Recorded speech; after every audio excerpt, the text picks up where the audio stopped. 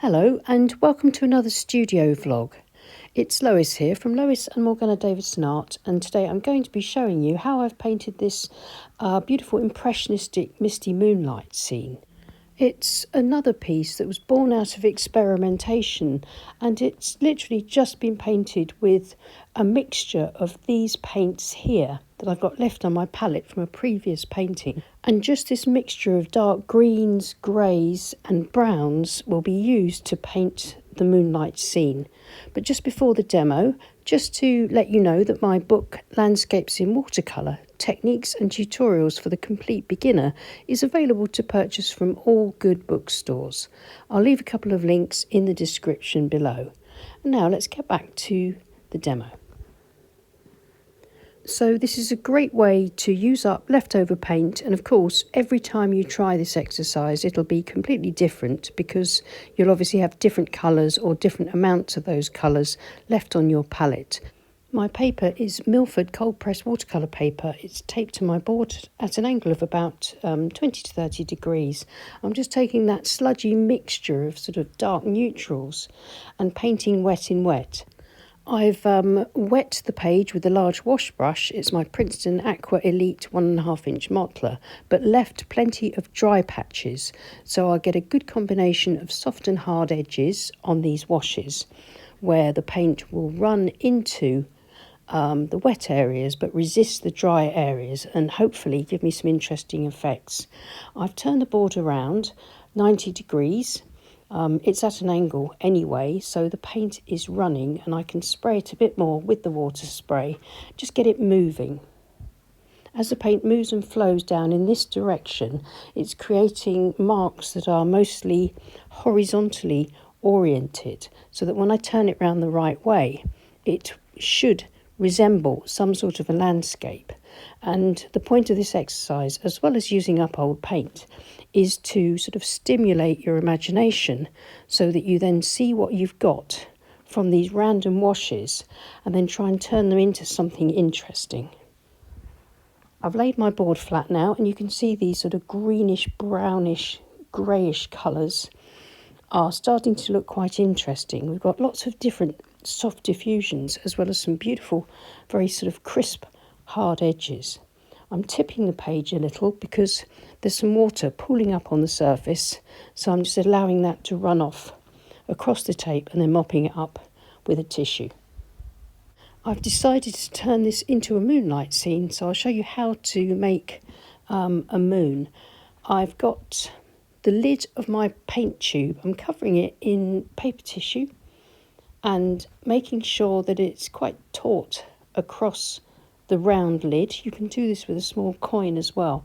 And I'm going to gently press it into the damp paint just where I think a moon would look good because of the way the washes are developing. So just above that lighter patch there, and by pressing the tissue covered circular shape into the wet paint, I've lifted out the paint and it's gone back to the white of the paper. And I'm now going to use one of my favourite techniques, which is using a palette knife, or you could use the corner of a plastic store card or the end of your paintbrush to scrape through the damp paint and just to create the impression of some trees in the moonlight. Again, scraping back to the white of the paper will give me highlights, and then once the painting's dry I can paint in some darker shadows on the right side of these trees and branches, fill them out a little bit just to give the impression of these moonlit trees.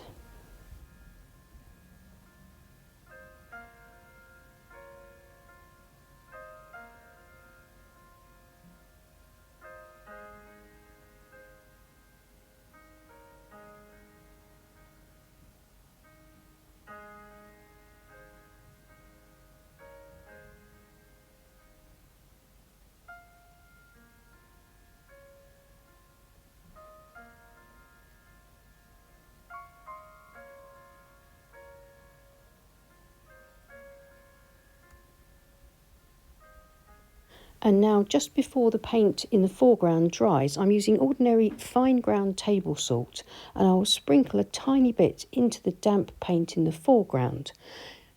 This has to be when the paint is only just damp, just before it dries. If it's too wet, it will have no effect, or could even make a bit of a mess with some wild marks. And if it's too dry, it won't work. But if it's just right, you'll create tiny little blooms where each grain of salt will push the paint away. And it should give me some sort of moonlit foliage effects, or just these suggestions of something and nothing in the foreground. So here it is, everything's dry. It's a little bit bleached out by the light in my studio. The colours are much warmer than this. But what I'm going to do now is just brush off any grains of salt that didn't dissolve using a clean brush. You can see the pretty effects that I've got in the foreground. Now, just to finish the painting off, I'm just going to work around some of the trees with darker paint. The darkest mixture that I've got left in my palette from these sort of very loosely mixed colours that I mixed at the beginning. So dipping into one of the darker parts and using a rigger brush, I'm painting the shadow side of the trees and the branches and trying to increase the effect of this sort of mysterious tangle of branches in the misty moonlight.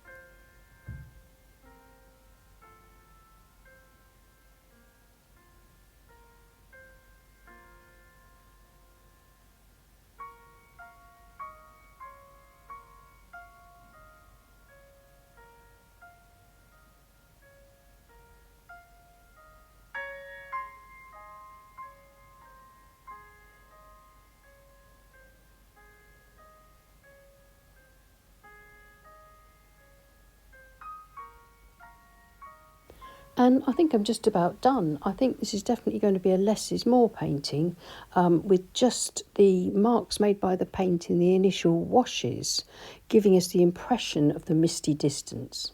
And I hope you'll agree that removing the tape and leaving that clean white border and that nice crisp edge really does let you see the scene with fresh eyes.